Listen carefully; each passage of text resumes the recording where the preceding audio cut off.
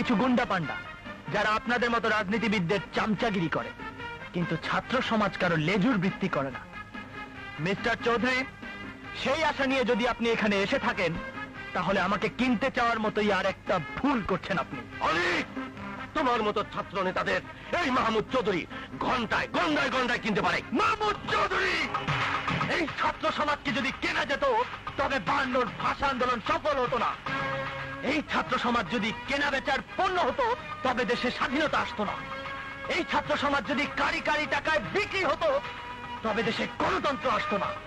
আরেকটা কথা জেনে যান মাহমুদ চৌধুরী, আজ যে উদ্দেশ্য নিয়ে আপনি এখানে এসেছেন, সেই উদ্দেশ্য নিয়ে আর একদিন যদি এই ক্যাম্পাসে প্রবেশ করেন, তবে আজ যে সম্মানটুকু নিয়ে আপনি ফিরে যাচ্ছেন, সেদিন হয়তো সেই সম্মানটুকু আপনি পাবেন না।